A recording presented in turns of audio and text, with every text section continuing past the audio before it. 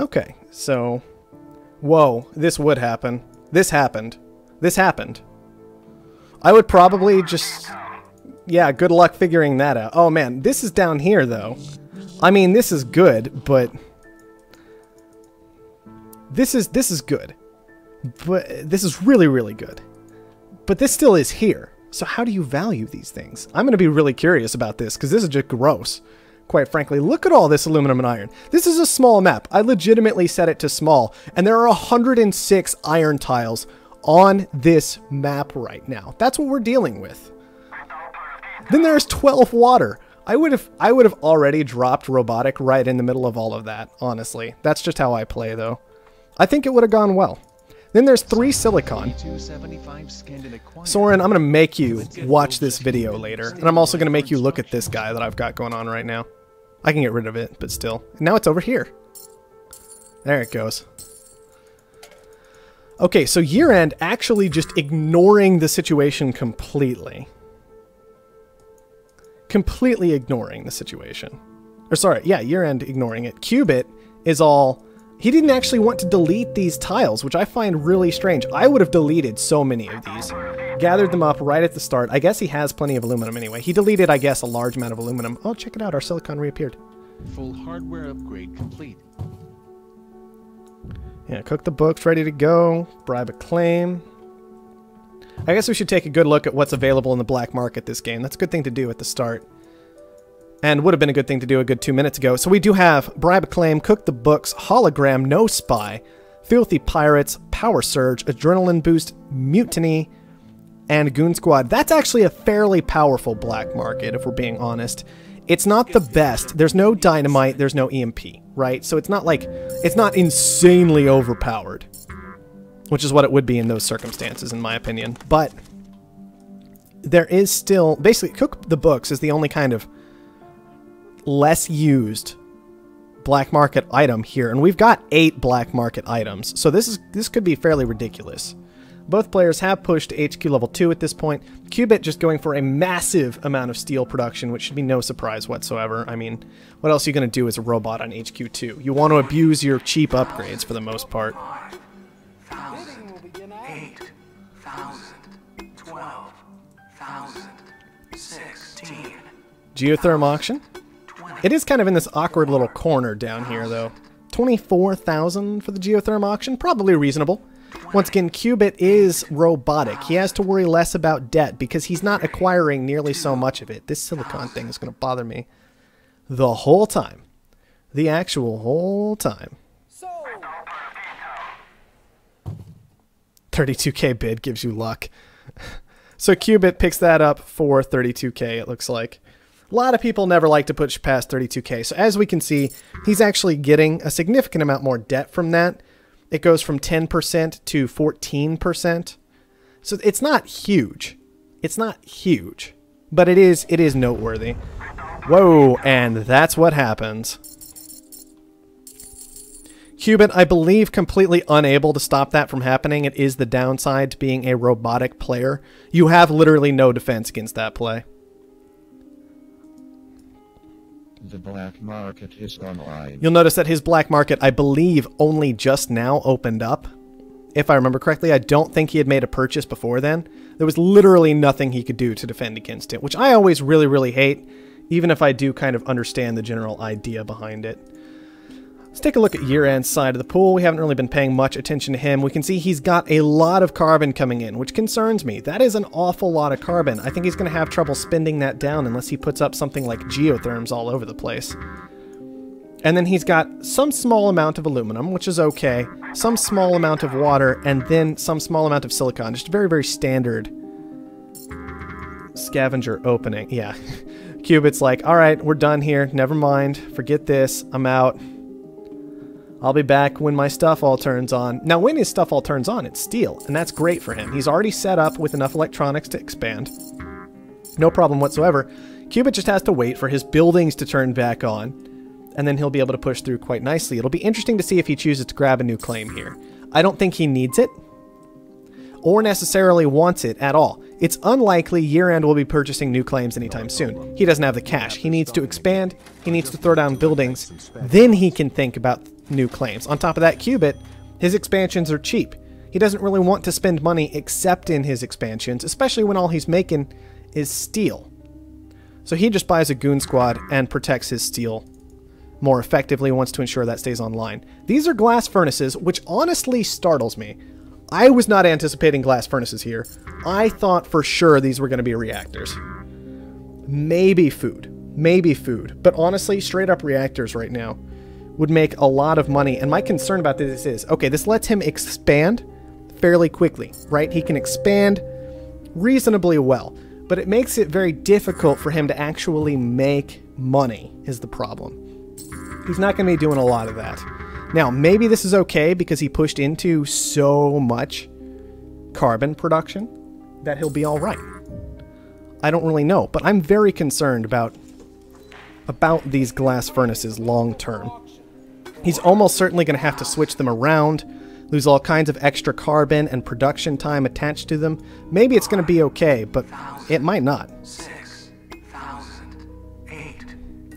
It does keep Cubit from doing that. On the other hand, Cubit has no money. GameSlayer saying that it makes sense because it prevents Cubit from putting all his money into glass and slowing Yerand down. Which is a fair point, except that Cubit does not have the cash for that at all. Even a little bit. So what Cubit's doing instead is he's putting all his money in oxygen to harm the glass production as much as he can. But at some point, as long as you catch it at the right time, glass was always going to dip eventually. And as long as Cubit's, like, holding that money, he's not using it to expand. On top of that, Yerand already had the expansion, right? He was already at HQ3. So even if he slows down a little bit, if he's doing something weird to GameSlayer, or sorry, to Cubit in the process, then he'll be okay. It's a good point from GameSlayer, though. No question. It is the safe, I want to keep upgrading move. Which is never the move I make in 1v1 because I'm far too aggressive. Hard to say exactly what Yerand wants to do besides upgrade at this point. That looks like primarily what he's sitting on. He should click that button in just a moment. Keep on sailing through to HQ4. I really want to see reactors right now, honestly. Reactors just make all kinds of sense to me, except that Cubit already has them down. Very strange that he would manage to get into that so effectively and then adrenaline boost all of it. As you can see, this is rather well defended and there are no EMPs available. So it's going to be hard for Yerand to do anything about this, and now maybe he needs to be looking at something like food with the combination of his glass to put down. But no, he is going to get down into the electrolysis. I don't know how that's going to go. Cubit not really selling down his... Okay, there it goes. Now he's selling them down. Wow, alright, just in time for that. Hard to see exactly where that freeze hit, but it looks like it's just these 3 tiles right here. And then it slammed right on into the... goon squad. This is why, by the way... Look, I've complained so often about the awful words on top of the buildings and how I hate them. This is why. I just want to clarify that right now. Beginning construction. Reticulating splines. Because it's kind of difficult. It's not just an immediate glance. I have to actually pay attention and focus, and that's annoying. Cubit did push to 4 with that adrenaline boost, and that's a big deal. He's caught up to Yerand in upgrades. Yerand, he doesn't seem to be doing a whole lot successfully over in this corner. The electrolysis is making him money. The water pumps, they're kind of just letting Cubit get away with having his reactors down. And Cubit's moving straight from the reactors into chems, which looks like a fantastic move in a lot of ways. Chems having been buffed a few patches ago, especially since we were last doing a whole lot of 1v1s, like on stream in particular. The chems are going to be far more powerful than they used to be because they don't cost near so much fuel. So as you can see, these are already making him a good $60 to $70 a second, depending on the exact situation. All players receive new claim. Isn't that fun? Yeah, GameSlayer pointing that out. Yes, Offworlds are also nice. It's Death Tactic is pointing that out. Oxygen is going to be fantastic. Food is right up there as well. Which I'm not sure exactly who that's going to benefit. Yerand pulling in a decent amount of carbon per second, but not great. Whereas Cubit can get a lot of steel. Financial instruments, I think that's a really awkward pattern to figure out in 1v1. It's a lot of debt that Cubit's taken on for that. but he will get a little bit of money back from it. It's just, it's going to be a while before he gets any, and when he gets it, it's honestly not going to be a huge amount. It'll be some, but not a huge amount. Definitely not something you should get from a patent lab in 1v1, in my opinion. It's pretty much always going to be too expensive to actually be worthwhile. It's never going to take enough time to actually pay off, but from an auction, it's not the worst thing ever. Yerand, you're going to want to turn those back on. That random silicon surplus kind of helping him out in a lot of ways to keep his glass functional, if he wants it that way. It's also worth noting that Yerand has pushed HQ5, so he can be looking... Oh, Goon Squad's caught our attempt. Oh, I see. Alright, Cubit going for a very classic Cubit play. He's trying to force the price of water up right now and cause all kinds of problems.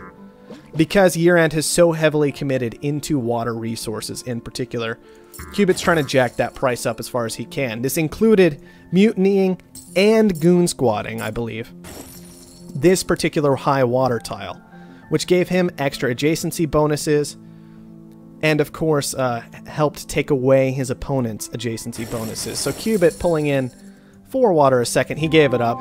He was done with it. He wanted to push to his upgrade. Now Yerand can turn all these back on. But the play is still working heavily in Cubit's favor right now because Yerand hasn't spotted the change. Yerand also committed to extra mutinies that then got stolen and used against him. Like, Yerand commits to 2 mutinies. Cubit commits to a mutiny and a goon squad in order to make this play happen. And for quite a while, Yerand left these buildings turned off when he definitely did not want to. Hacker Ray finally comes down this game. This feels super late to me, especially considering there are no spies. This game, in order to ruin the Hacker Ray, this Hacker Ray feels mega late, but he is going for a chemical surplus, just trying to hurt the market that Cubit's in, that he is not. Very simple, very straightforward. Should prove reasonably effective. Big adrenaline boost came down over here. A small freeze seems to have followed it. But the boost is still being quite effective for a lot of these tiles. Never really looked at what either player was doing with power too heavily, but as you can see, geotherms have been taken here, geotherm here, and Cubit finally committed a little bit more out of that silicon surplus into some solar panels. Here comes the chem surplus hurting Cubit. That's just fantastic. Cubit is in the D debt range. That is going to start hurting. You can see this $3.5. It's $3.5 difference in stock price right now, which means Cubit absolutely can't take this tile, basically, if Yerand wants to push for it. If Yerand gives Cubit an extra like 20k of debt, that could be absolutely devastating in a lot of ways. $20,000 that Cubit has to worry about. I do have to hand it to Cubit. He has successfully made an awful lot of money that he is just sitting on in funds right now. I think he's been abusing the adrenaline boosts pretty well. And he obviously doesn't have life support that he's having to worry about. Yerand, I probably would have let that go for 20k to Cubit, but Yerand wants it for the 24. Cubit not going to be able to push it to the 28 because that could be really bad for him, lowering his stock price that much. That is quite a long ways. Cubit did push back into the C range with stock. Probably cooked the books there. No, not even that. Now he's back in D.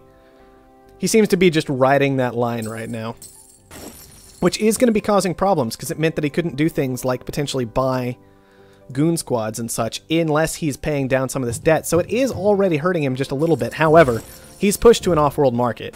I don't know if he cares at this point, right? He's gotten to that off-world. Yerand has been struggling to make money. Nothing here is really making a whole lot of money anymore. Cubit kind of got in and boosted through most of the markets that Yerand was trying to push to as well. This electronic shortage could help out a little bit. Cubit's not sitting on electronics, but even with the single robotic player in the game, that price really hasn't been pushed up a whole lot on its own. This is why I like to see a hacker array a lot earlier than HQ level 5. Cubit's just going to start tearing through as these off-world launches sail on through with adrenaline boosts behind them. I don't see any way for Yerand to stop this train at this point. It's like it's already just too late. This is why I like to see the hacker array earlier. It's much easier to find a solid market earlier on that your opponent really isn't quite into just yet. Alright, Cubit grabbing up an adrenaline boost immediately, it looked like. Boosting that market. It is goon squatted. And it is working so fast. I mean, those are like 23, 22 second, no, 20-second launches on that food there is what we're looking at right now with that boost. He's managed to push to a second Offworld, almost entirely unnecessary, but it will certainly work in his favor, no question about that. You can see it's flying up because adrenaline boosts do affect construction speeds, for anybody who didn't know. That thing will be constructed momentarily. Yerand's still sitting on just the one. I don't think Yerand's black market advantage can save him here. Even with this rather strong black market that's available to him. Adrenaline boosts are ready to go.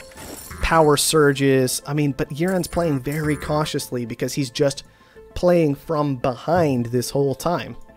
Your stock is being bought. More and more stock getting taken away by Cubit, who is already pushed to these extra. I mean, that's just a power surge on some steel. Steel's expensive, but it's not going to win the game on its own, especially because Cubit is literally just sitting here pumping out adrenaline boosts on these Offworlds. New pet up for auction. Bidding will begin at... Nobody cares. Literally nobody cares. Auction on There. claim. Bidding Told you. closed. Nobody cares. That's done. It's over. Boosting electronics, I mean, it's a nice idea, right? It's a nice idea. Those are making $180 a second, slowly churning on down because Yerand is having to pay this down the whole time. But Cubit's already at that 77%. I think Yerand's to the point where he's... Nah, Cubit's selling down his own stock, just trying to push higher and higher, faster and faster. And in fact, Yerand doesn't know that it's 2 Offworlds to 1 right now. And Cubit has the 100% after selling down just a little more stock. He's going to take it in just a moment. GG. Oh, go away. Get out of here. So we can try and take a look at what happened that game in particular, but I'm pretty sure the essence of it is very straightforward. Cubit had chems available to him. They did work. And when he hit HQ5, Cubit had a very clear goal. I'm going to just put down Offworlds. They're going to be goon squatted with these goon squads that I bought so much earlier in the game with one of them, right? He bought those goon squads almost immediately, especially the second one, I believe, the one that was like right in the middle of all his territory. Adrenaline boosts to push on through at appropriate times. Used some fuel here, used some steel here, but mostly just sit there, churn out steel, and just never stop churning out steel because you're robotic, right? That's what you do. You just make steel. That's it. That's really all you have to do. It results in 8 Offworld launches. And especially with adrenaline boosts behind it, Yerand needed to be a lot more aggressive in shutting that down. And I think this hacker array, if the play was going to happen, it needed to be on HQ4 or HQ3, not HQ5. That's just too late.